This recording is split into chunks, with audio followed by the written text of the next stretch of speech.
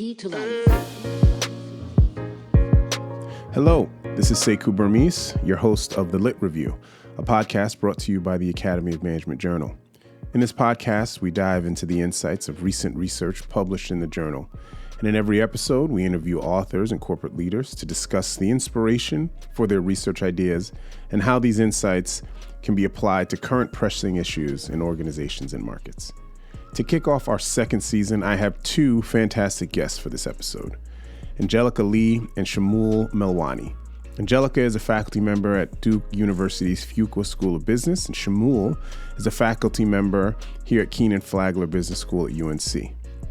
They published a paper in 2022 entitled, Am I Next?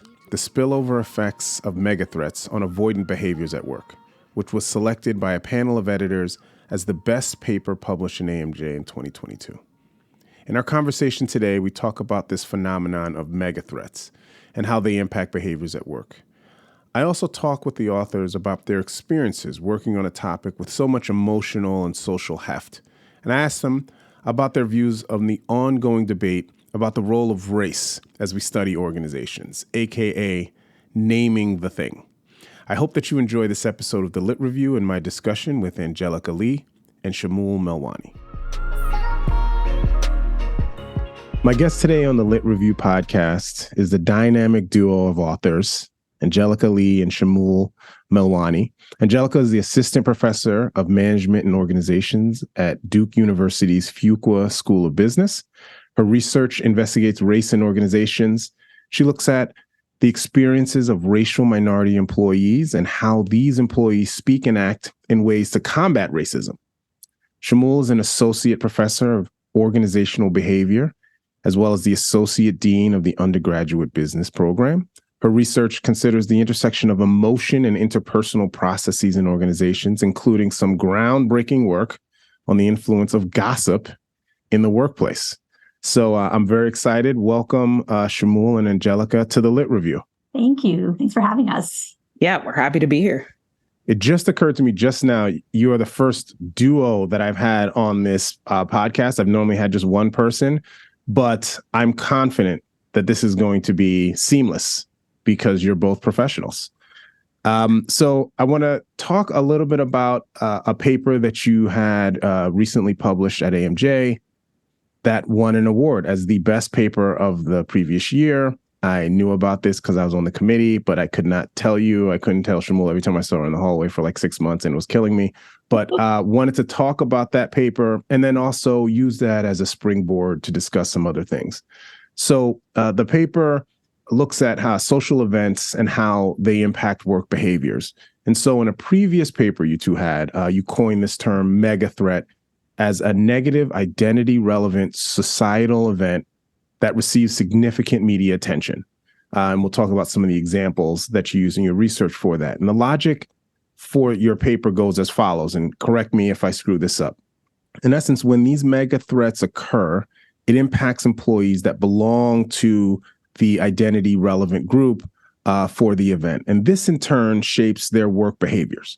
And so your paper investigates the contextual factors that predict when we will see these work behaviors impacted and how perhaps we can overcome, or organizations can look to overcome these. So before we get into that, I wanted to ask you kind of a general question about how did you get involved and interested in this topic of mega threats and how it impacts work?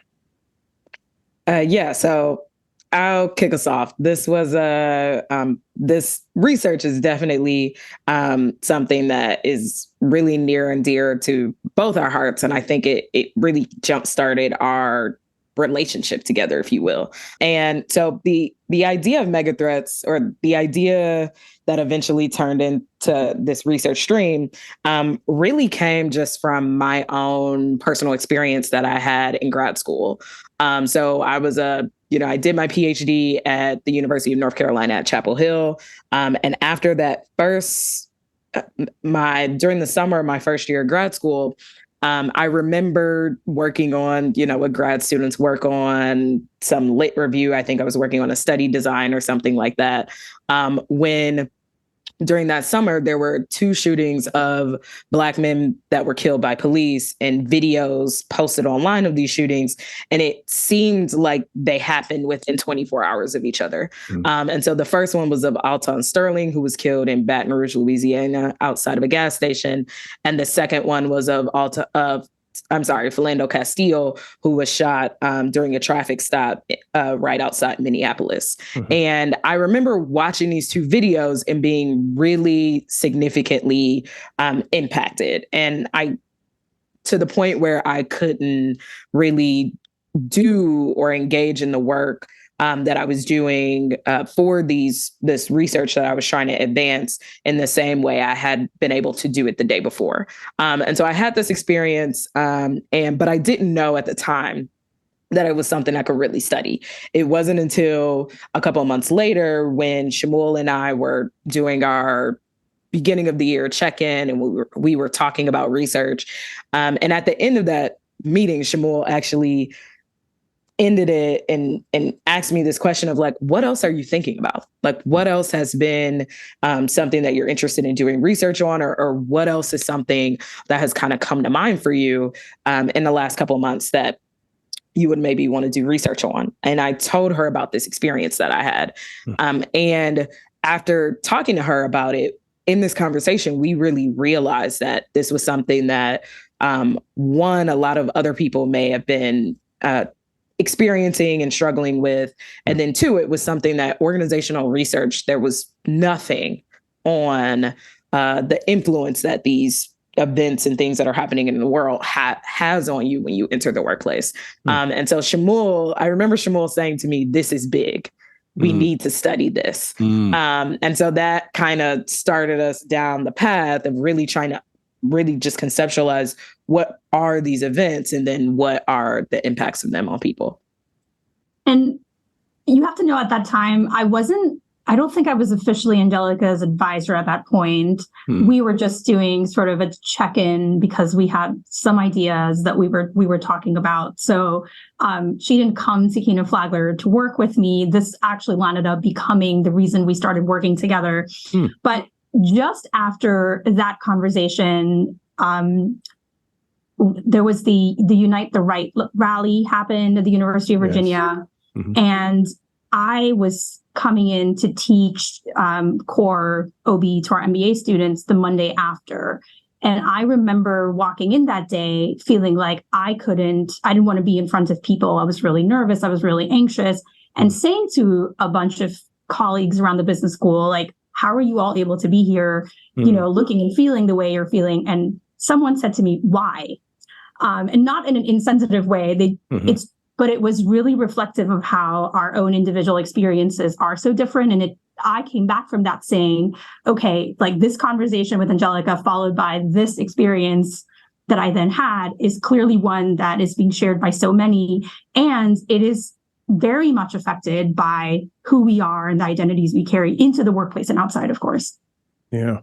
So from very personal places, which is great. We call it me-search. But that's not always. That's hopefully never a derogatory statement. I think a lot of things that we find interesting end up being really good topics to then dive in and spend some time on. And so I like that it's personal. I like that it also brought the dynamic duo together. And so for this paper in particular, what would you say are your key findings? So in our 2022 Academy of Management Journal paper, what we looked at was the influence that a mega threat may have on individuals when they enter the workplace. And kind of the top line of the paper is the fact that we find that these events can lead individuals when they identify with victims in the event to eventually engage in what we title or refer to as avoidant work behaviors. And so this is withdrawing from your work tasks, but also disengaging from your work colleagues. And so in the paper, we developed this theoretical model that kind of walks from this event happens in the world to a individual employee in the workplace now avoiding or disengaging from their work tasks and colleagues. And so the theory we develop in the workplace is first thinking about, this event happens, and then the reaction of event observers being dependent on your social identity. So, for instance, one of the bigger mega threats that occurred over the last couple of years that really captured the nation's attention was the murder of George Floyd. And so you can think of that event. And then what we theorize in the paper and what we find is that if you are also a member of George Floyd's racial group, so if you are a Black American, then as you're learning about this event, you're likely to experience this type of threat that we refer to as embodied threat. And what happens is that threat then sticks with you as you enter the workplace. It remains alive and keeps the event alive for you, even as you're entering the workplace and you're attempting to engage in work. And so then we also develop we integrate a theory of racialized organizations to talk about then how employees deal with that threat. And so we theorize that because of the fact that organizations are racialized structures, that these employees then often feel the need to suppress this experience of threat or not openly talk about it or display it with their colleagues. And so then that is then the reason why you have this threat experience, you then are almost required to suppress it. And in utilizing the energy to suppress that threat, you end up engaging in you end up not having the energy to invest in your work tasks, and you end up disengaging from your work colleagues. And then I'll kick it over to Shimul to expand more. I'm going to talk just for a couple of minutes about, I think, my favorite piece of this model. I think Angelica did a really great job of describing it as a whole. For me, the piece of it, and I think I referred to this even earlier when I talked about, just how our own experiences were in some ways so physical when some of these events occurred and we were thinking about our own experiences within them, was this idea of embodied threat. So when we identify with a group, we tend to sort of personalize the experience of those who belong to the group. So when someone who we share an identity with, if you're a Black American who is watching this terrible video of the murder of George Floyd, this identity that you share with the person becomes in some ways personalized. And so as a result of that, right, people who are watching this, people who share this identity become what we call vicarious victims of the event themselves. And this actually led to the title of our paper, Embodied Threat Leads Us to Ask, right? Am I next? And we become vigilant to sort of similar cues of harm as a result of that in the environment. And this is in some ways, because this threat is so insidious, it's difficult to turn off when we go into the workplace, even with the workplace having the norms that it typically does. Yeah. And so I want to talk a little bit about the second half of the paper, which I think is really important, which is not only that this thing exists and that it impacts people in a certain way, which I think is really important, but that it's not the end all be all. Because if you read this and you think about this, you're like, all right, well, bad things happen in the world. And someone is going to identify to the people who the bad things happen to. So does that mean we're just every week when a bad thing happens, a new wave of mega threats, and is this just something that will just be an issue that organizations have to deal with? And so one of the things that I appreciate about the paper is that you do talk about what are some ways to attenuate this effect. And so, I'll ask from an academic nerd perspective about your moderator, but then I also want to, just talk about in a more general term, organizations might say like, well, man, this bad stuff happens all the time. And so is this just, we got to deal with it? Is that just kind of the takeaway from it? And so what would you say to that? So I'll, you can give me the academic or the less academic, either way. Yeah. So I think, we talked a little bit about this. And this is actually the piece that we spent so much time thinking about. Publishing an AMJ does make you often think sort of beyond just the psychological experience of what might be happening for a person to, well, what's the practical implication for organizations? What should managers do? How should we be thinking about actually creating impact outside of our academic world? And so we spent a lot of time thinking about that, right? And from the get-go, we had a sense that safety, or a feeling of safety, interpersonal safety, psychological safety, was going to be a very key part of this, because if we think a little bit about just being able to talk about our identities, even for Angelica and I to come together and very vulnerably talk about the experiences we were having that led us to then actually start to, then investigate this, there was sort of dyadic safety that took time to build as well.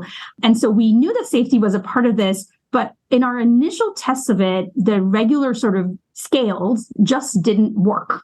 And it was only as we started thinking about safety in a slightly more complex way, that it's not just a generic sense of psychological safety. That in itself is what we might refer to as a race neutral experience, right? That we're talking about psych safety, and this model has been developed with a colorblind or race neutral perspective, that actually what we're talking about here is taking the same idea of racialized organizations, this theory of racialized organizations, and saying, what does that look like from a psychological safety perspective?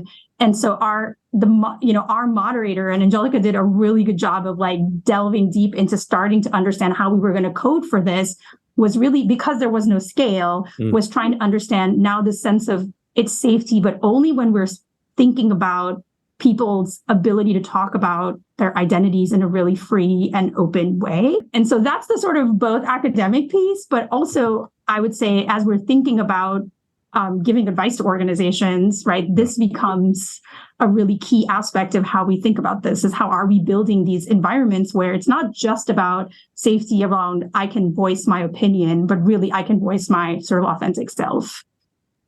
Yeah, I think it was interesting in diving into this research and starting from this premise of, in general, employees, because of organizational structures and the ways in which that we tend to avoid conversations around identity and race in the workplace, that then leads you to have this threat experience. And now you feel like you have to suppress it, and you're using all this energy to suppress it. And so in thinking about, well, what does it look like for someone to not feel like they have to suppress it? What could be the things that interrupts this process? It was interesting that in the end, we ended up with this moderator that was very closely linked to this experience of simply not feeling like you had to suppress it. And interestingly, the survey, even the question in the survey that ended up capturing this, was a very simple question of, have you felt comfortable discussing this? Why or why not? And the responses were very much steeped in this idea of most respondents were feeling as if this wasn't something they could talk about. It wasn't something that you could voice to your colleagues. And so therefore, that being the reason why employees felt like they needed to suppress, and it had these negative downstream consequences. And so I think the other important part of that is that conversely, on the other hand, for participants who did feel comfortable talking about it, it also tended to be where it wasn't, it wasn't this long, drawn out, in-depth, multiple hour session. Yeah. It was, most of the time it was, a participant saying, me and my colleagues tend to talk about these things all the time. I was able to tell them that I wasn't feeling great that day, and they all understood, and that was it. Right. And so this idea of how do you build the safety, and then even in understanding the practical advice you get to leaders and organizations of how do you start to build this identity-based psychological safety, which is what we call it in the paper, it then becomes a question of, well, how do you develop these almost like one-on-one authentic relationships that allows for someone to be able to, when they need it, simply spend, 5 minutes saying, I'm not feeling well, and have that be acknowledged without the feelings of, am I going to make this person uncomfortable? Yep. Is this going to negatively impact my job? Am I going to now stand out because of my identity? Have I called attention to this identity now? And is that going to have negative consequences for me? And so, in thinking about that's one of the things that I think was really interesting to us as we were coming to the finish line of the paper, I think, if you will. I love that. I'll use a sports analogy, as I'm wont to do, about, training for a game. And, the way every coach from, time immemorial has said, we train now and we do the hard stuff now so that when it really matters, we're ready. And I think in a lot of cases, as I read this stuff, I think, when a mega threat happens, that's the game, right? And if you haven't trained, if you haven't had the awkward conversations so that people feel like, all right, well, that was weird, but at least I got to mention something. And you do that so that when something big and meaningful happens, the person feels as if they can express themselves, right? But it's about, doing it when you don't need to, so that when you need to, you're prepared. And so that was my takeaway reading kind of the back end practical implications, is you can't wait until a thing happens and say like, hey, let's talk about this a lot. It's like, no, you got to talk about it, or at least allow people to talk about it beforehand. So that's great. So, on that, was there anything unexpected that you discovered or realized as you were kind of working through the paper? I always find that's an interesting question. Stuff, and it could be something that's not even in the published paper. We talked some about this before because, this has remained something that we, I think all papers bring a little bit of that. I think one of the pieces certainly was this very differentiated way of thinking about psychological safety. It's a construct that gets utilized so often in our world, and we talk about it so easily. And that's the advice we give every manager about almost everything. But to start to separate it in some ways was really fascinating. I think for me, as I've thought about this, I think the thing that was surprising or just as I learned was the importance of like living out the research in like for myself, right? So it's important to talk about psychological safety and so on, but to do work like this, it's just really emotionally hard to be collecting data after these really difficult events, to be sitting and having both passionate and also in some ways like very abstract conversations about issues that we were both feeling in some ways very, very emotional about. It was really important to sort of always be able to rely on living out some of these things. So the research operated on both sides.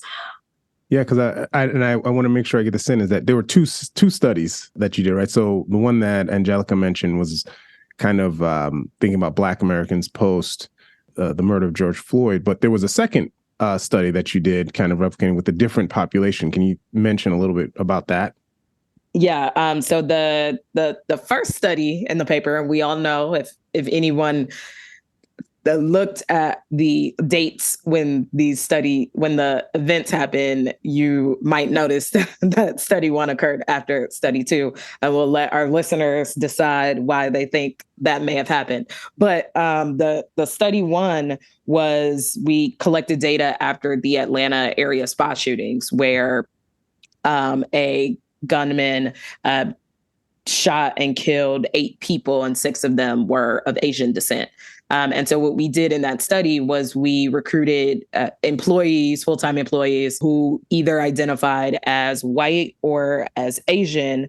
And we looked at the differences between those two groups of employees, or between employees that identify with those two different identity groups. And what we found is that Asian employees experience significantly higher levels of embodied threat after this event. And then when entering the workplace and beginning work, they engaged in higher levels of threat suppression, which led to these higher levels of avoidant behaviors. And interestingly, I think when there are aspects of some racial identities that are the same, but there are also aspects that are different, right? And so when you think about Asian identity as being really, Asian people coming from multiple different countries and there being multiple different ethnicities within that, we were able to analyze in our data whether your specific country of origin mattered. And we found that it didn't actually, that Asian people from different backgrounds were similarly experiencing these high levels of threat. So that was I think academically, that was an interesting aspect of the research for us. And I think, post the paper, I think in doing the study, I don't know that Shimul and I recognize the significance that study would actually have, and has had since the paper came out. I can't recall a time where I've talked about this research or presented this research where someone who was Asian didn't come up to me and talk about just how seen that they felt from even there being a study in the paper that was centered around Asian employees. Yeah. And so this idea of, even when you think about diversity research in management and research starting to recognize race a bit more, there still tends to be this US focus, which then puts you in the lens of a, black-white dichotomy, if you will. And so it's been really interesting for us since the paper has come out, the number of people that identify with a lot of different identity groups that have been really impacted by the work. And so that's also been, I think, really reaffirming for us as well. Well, count me as one of those that was impressed, which is why it won the 2022 Best Paper Award at AMJ. Everyone should check it out. Okay, so I want to see if we can expand a little bit more from the paper. I mean, I could talk about the paper all day, but I want to expand a little bit. And I was thinking about threats and trauma and the fact that, one of the aspects of your definition is receive significant media attention. And we know media now attends to a lot of things in ways, in volumes that it didn't before. And so from your view, do you think that this is something that maybe is increasing in regularity? And if so, what do you think might be some of the consequences of that maybe are less obvious? Yeah, I'll start. So it's interesting. I don't know that it's increasing with regularity so much as that it's become more common to acknowledge the fact that these events have happened and for people to grapple with the effects that these events may be having on different employees. And even just from, if I think about just our own experience of having started doing this research in, the fall of 2016 till now, when we were first talking about this, first collecting the data, there wasn't a lot in popular culture or the popular press that we could really pull on that would tell us the effects that these events were having. And then 2020 happens and the world kind of stops and is really, there's a racial reckoning that is sparked by a mega threat. And now there are all these, think pieces that come out that are about the influence that, the murder of George Floyd had, not just on organizations' stated commitments to racial equity and the DEI work, and raising the importance of that work in organizations, but also the effect that this event had specifically on Black Americans and their ability to operate within the workplace. And so it's been interesting to see that. And I think really what has more so happened over the years is that people have become much more vocal about talking about these things in the workplace. And then I also think that there's, obviously when we talk about media, where a big piece of that is social media and the fact that, with social media, it brings just reporting on a lot of different things that are happening in the world, but there's still events. And I think maybe it's because of the fact that I was in a space of collecting data after these events for like a while. There's still a lot of things that happen in the world that do not capture societal attention in the way that other events do. And it's not always predictable to me, even now, which events are the ones that really spark attention for society at large versus ones that are kind of just talked about in smaller circles or pockets. But I do think that it's become more common for people to think about how do these things that are happening in society impact our work. And I think I'll end it by also kind of thinking about the fact that I think COVID-19 also had a big impact on this as well, right? Yeah. When our workplace ceases being just the place we go to work, then it becomes much easier to realize that the things that are happening in society are impacting you at work, and to really think about what that might be. Yeah, I agree. So Shimul, I'd love to get your opinion, as well as I'm going to do an add-on. Thinking about companies or policies that you've seen enacted that you think, oh, this is great, this is really interesting, or we should maybe reconsider how widespread XYZ policy is. So what has been your view on this? Yeah, so it's actually interesting because I agreed with everything that Angelica said.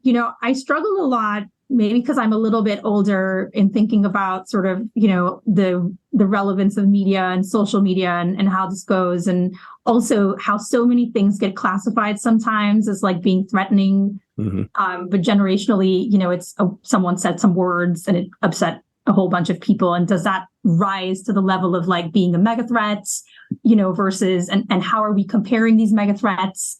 I don't know about you, but the gold dress, blue dress, that was very traumatic for me. Well, people insisted it was blue. And I said, no, I don't even know who you are anymore. I'm sorry. Continue, Shimul. But that's the exact kind of thing, right? Like, people get really wrapped up sometimes around like a singular event. Like, we're all talking about this and we're all deeply engaged with it. And then we're comparing it to sort of, shootings and it's hard sometimes. That's a piece of this that has been a constant struggle, right? Like, at what point does something rise to the level of being a mega threat versus affecting us? Sort of to your question before of, is this actual trauma? Is this where we're actually taking on some sort of vicarious victimhood? Or is it, I'm just upset and that's part of just being a human, right? And I think that piece of it is something that we have to be careful, even as like both as researchers and then like sort of consumers of information as well. And so I think that's where things get challenging for organizations, right? Post George Floyd, in 2020, organizations were certainly grappling with this notion of, well, what do we do and how do we make people start to like, bring themselves to work and have these courageous conversations. And I would say our reaction to that one was very much in the realm of, like, we're not sure this is really the best way to go about it. That if you've never had these conversations before and you're getting in a room with a bunch of strangers, sometimes people who are, sometimes in Zoom rooms because of the time that it was, and sharing things sometimes that are really personal and other times where people have absolutely no sense of, what someone else might be feeling, may have never talked about race in their lives before, and bringing all these people together to have these conversations, it's a little too much of a leap sometimes, and it can lead to more negative outcomes than positive ones. I think that recognition is sometimes the first step. And so when organizations do this well, and sometimes this doesn't have to be big, the CEO sends an email.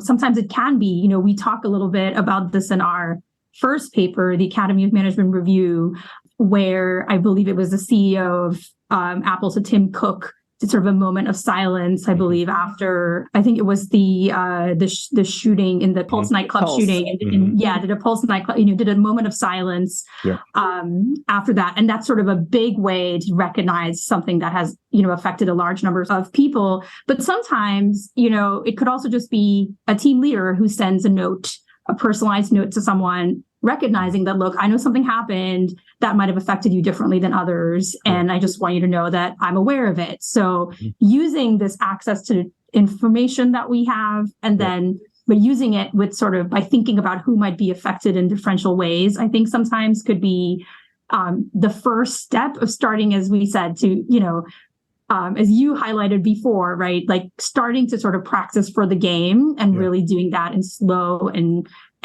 intentional ways, rather than trying to do these big, large scale programs that are likely not going to succeed or stick, because we know that most of them didn't stick, to be honest. Well, I will leave it at that. So I want to ask one other big question to get you guys into trouble here.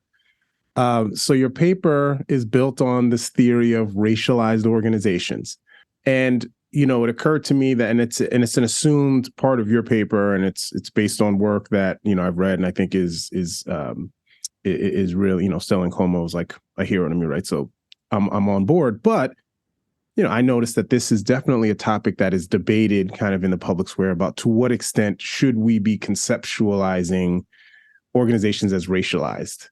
And so I was just curious about, I'm sure these are debates that you track or listen to, maybe have with students, have with other academics, read publications in academic journals that maybe have something to say about this. And I was just curious about kind of your take on this, both within, again, academia, but also within practice more generally.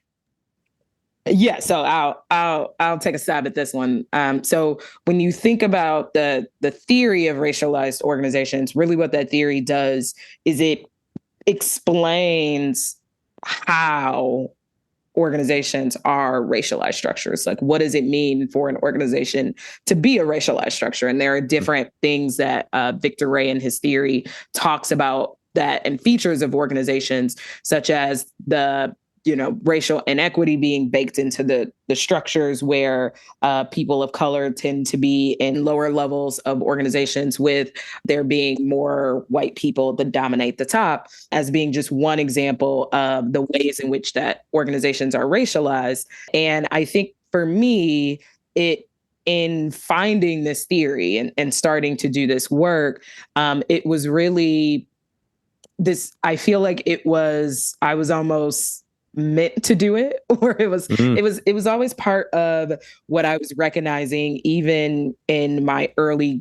grad school experiences. So, when I think back to the first seminar class that I took in micro organizational behavior, I remember thinking after almost every week, we go through different topics. You're talking about motivation, you're talking about justice, you're talking about creativity, you're talking about emotions. And I remember thinking in that class that every week there was potentially one research question that I could come up with that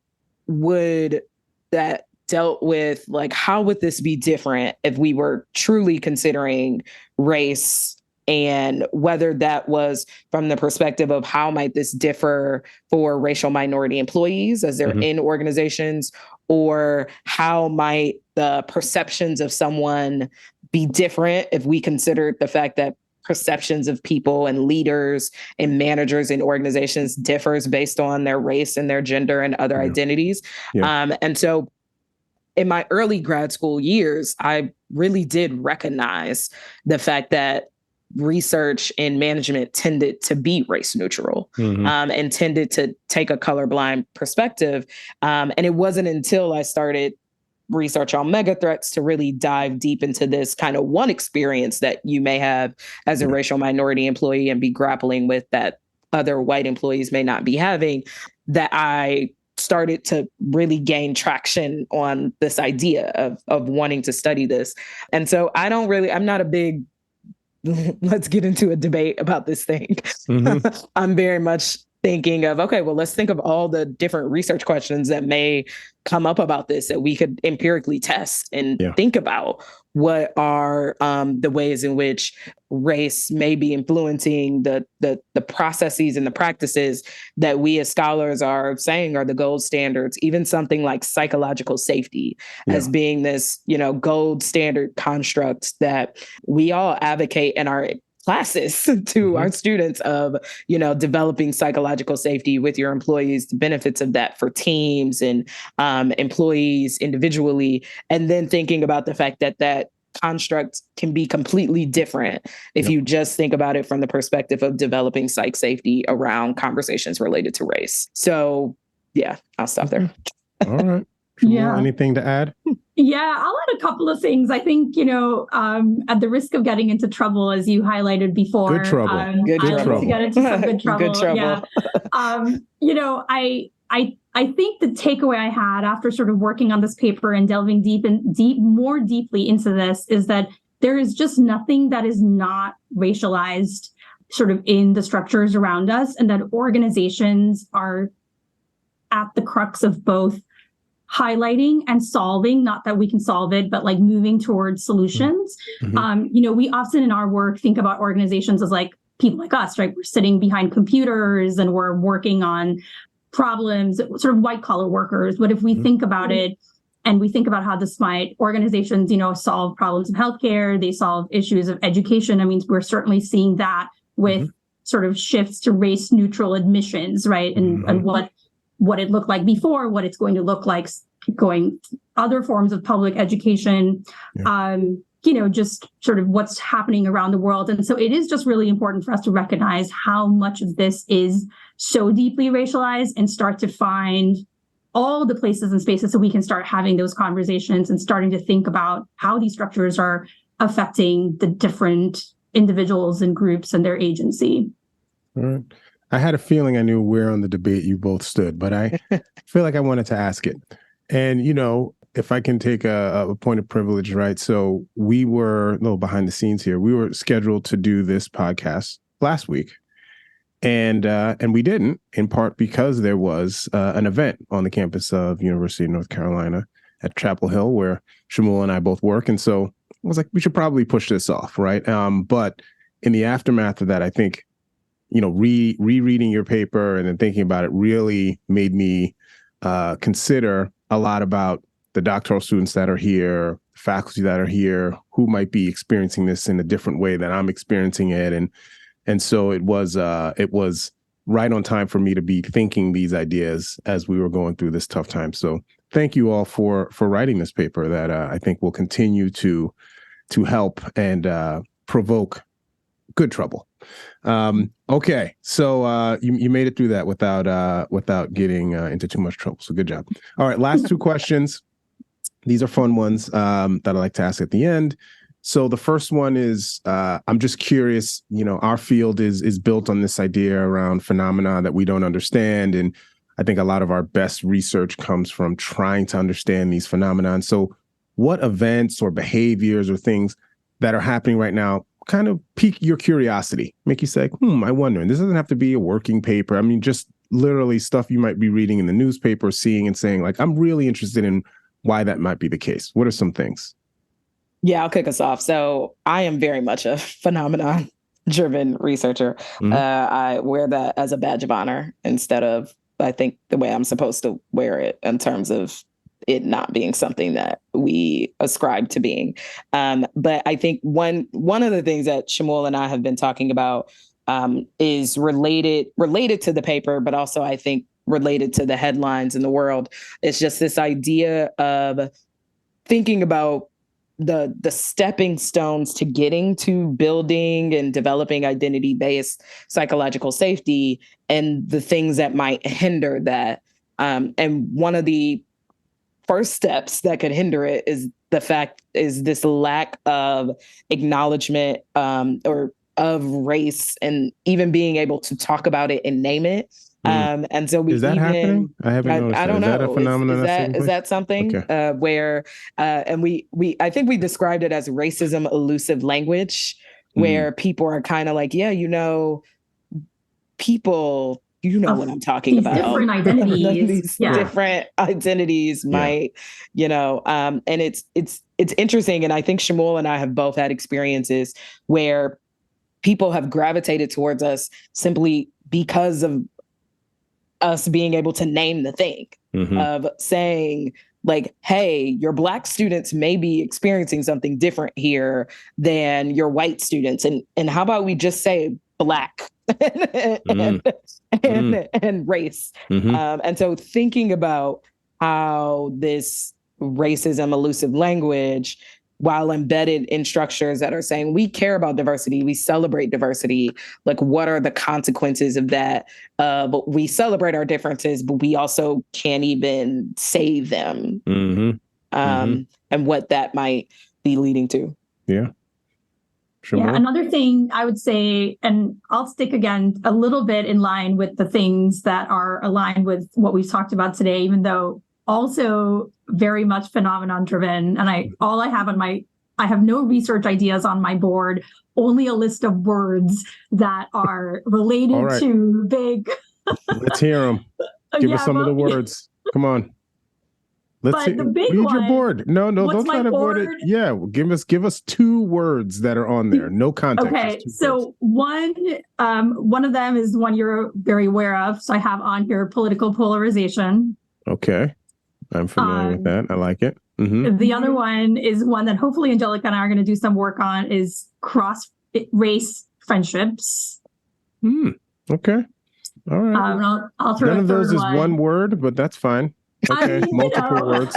I got it. Terms, turn of a phrase. All right, I'm sorry, I interrupted you, Shimul. Continue your thought, please. Yeah, the third one, and I think also linked to this one, I have on here is vicarious trauma. So just the same type of, taking on this idea of victimhood, but then moving it to this notion of when we're sort of in communities that have, or people who've experienced trauma, and how we are in turn internalize it as well. So. I gotta say, some good, some a little bit downer. I don't know. Just keep a balance there, Shimul. I worry about you sometimes. No. All right. Well, last question. What is something you are reading right now purely for fun? Do not tell me a article or some social science book. I will cut it out of the podcast. I need fun. What do you read to relax? What do you read to get away from this job? I can go. I read a lot. So I have reading goals for the year, only fiction. I only read books that are not written by white authors. That's my goal for 2023. And so I'm reading a book right now called Yellow Face, and it's about the publishing industry and someone who pretends to be Asian and does some sort of appropriation of Chinese culture in writing this like a historical fiction book. And so far seems great. And this is a fiction book about this. Okay. All right. Interesting. Okay. I mean, this is great. Angelica. So grad school ruined the reading for fun thing for me. You're not in grad school anymore, Angelica. No, it's ruined though. It's gone. It's never coming back. It's gone. There is no more reading for fun. We read. It's TikTok from here on out. Yeah. Or reality TV. So I am all about the low stakes reality dating shows. Like, they're give me, people who are like, can I pull you for a chat? And I'm in. I'm ready to buckle up and see the drama, and then see them all on Instagram, 2 weeks later. Trying to monetize it. No, they are monetizing it. That's amazing. So what's a show? This is well out of my wheelhouse. What would be your favorite? This is well out of your... believe it or not, this is not my thing. But believe it? Really? Yeah. I might watch TV and my wife is watching and she does like the reality stuff. Mm-hmm. And so maybe by osmosis, I will know some of these shows. So give me one or two. Yes. So right now I am finishing up Love Island USA and starting low stakes. The ultimatum. The ultimatum. Yes, that one's a little bit more high stakes because it's like, you guys have been together for years and you thought it was a good idea to come on this TV show. All right. Well, Love Island, purely low stakes. There's nothing. There's nothing redeeming about the show. All right. I get it. I like it. Well, thank you both for coming on to the Lit Review. I appreciate you taking the time out to talk about this amazing paper that, again, I will recommend everyone kind of check out and keep an eye out, because apparently they're working on some other one-word phenomenon ideas that are going to be coming to a journal near you. So Angelica and Shimul, thank you very much for joining me. Thank you. Thanks for the invitation. It's lots of fun. Really appreciate it. Yeah, this was so much fun. All right, that's it for the Lit Review. I appreciate Angelica and Shimul for their time, and I appreciate you all for listening. If you like this episode, please subscribe to the Lit Review podcast. You can find this podcast by searching The Lit Review, an AMJ podcast on iTunes, Spotify, and other podcast platforms, as well as on the AMJ homepage. You can also follow us on Twitter. We have a weekly Twitter Spaces show called AMJ Radio Live that's hosted by AOM Connect on Twitter Spaces. I'll be joining the show once a month to provide a behind-the-scenes look at the podcast and answer any listener questions. Thanks to the Academy of Management for their support for this podcast. Special thanks to my producer, Holly Fearing, for all of her work behind the scenes. Our theme music is produced by Key to Life. This is Sekou. See you next time. Take care and be good.